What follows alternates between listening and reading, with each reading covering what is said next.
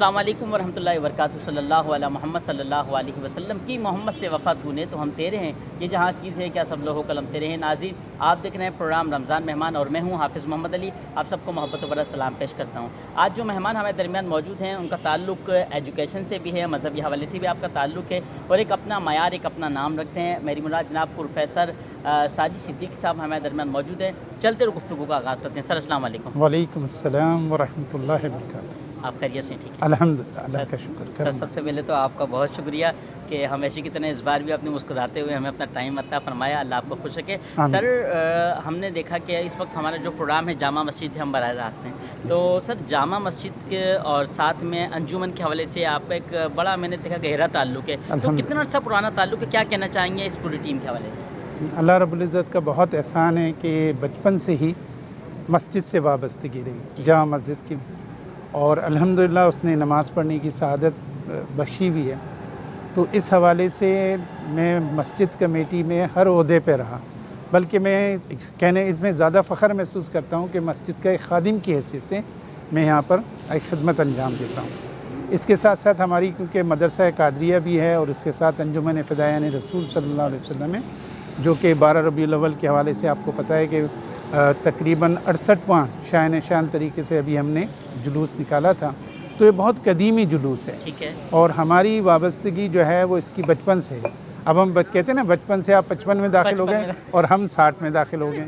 तो ये अल्हम्दुलिल्लाह ये अल्लाह की बड़ी करम नवाजी है कि उससे उसने वाबस्तगी दी। ठीक है। अच्छा सर, एजुकेशन क्या सुना है, हमें तकरीबन पता है कि एजुकेशन के हवाले से भी आपका एक ड्यूटी आप सर अंजाम दे रहे हैं। सर कहाँ का अपनी ड्यूटी सर अंजाम दी और किस किस पोस्ट पे सर दिया आपने? असल में बेसिकली तो मैं एजुकेशन के हवाले से बचपन से ही मतलब जो है पढ़ाने का बहुत शौक़ रहा। मैं इंजीनियरिंग कर रहा था, तो हम माशी हवाले से हम जो है हमारे हालात इतने अच्छे नहीं थे, तो मैंने ट्यूशन पढ़ाना शुरू कर दी। मैंने उस दौर में ट्यूशन पढ़ाना शुरू की जब लोगों को पढ़ाना नहीं आता था।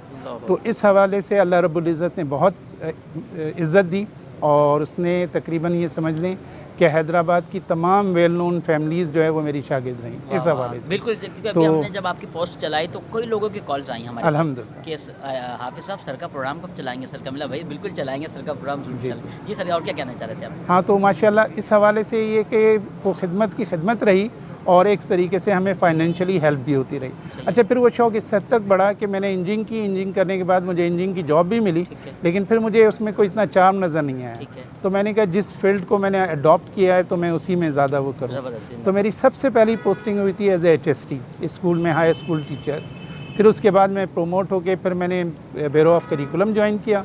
ब्यूरो ऑफ करिकुलम में भी कुछ अर्सा मैंने मतलब सर्विस दी। फिर फाइनली मैं सन 2000 में कॉलेज एजुकेशन में आ गया, जो कि अब CED कहलाता है, कॉलेज एजुकेशन डिपार्टमेंट।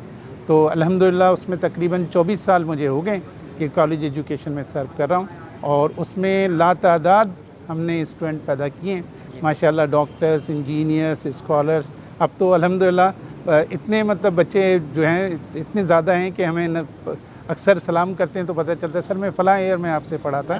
तो अल्लाह का बड़ा शुक्र है, उसने बहुत इज़्ज़त दी। अच्छा सर, रमज़ान करीम जो है हमसे रुखसत हो जा रहा है, मगर हमने देखा कि रमज़ान करीम जैसे ही आता है तो जो कीमतें हैं वो चाँद दिखा नहीं है, कीमतें चाँद तक पहुँच जाती हैं। क्या कहना चाहेंगे खुद एशिया खुदुन उसके हवाले से? असल में इसमें हम बहैसियत मुसलमान और बहैसियत पाकिस्तानी हम इसमें बहुत पीछे हैं। आप ये देखें कि ईसाई कंट्रीज़ के अंदर, यूरोपियन कंट्रीज़ के अंदर जब क्रिसमस आता है तो वो अपने प्राइसेस डाउन कर देते हैं और उससे बहुत ज़्यादा डिस्काउंट देते हैं।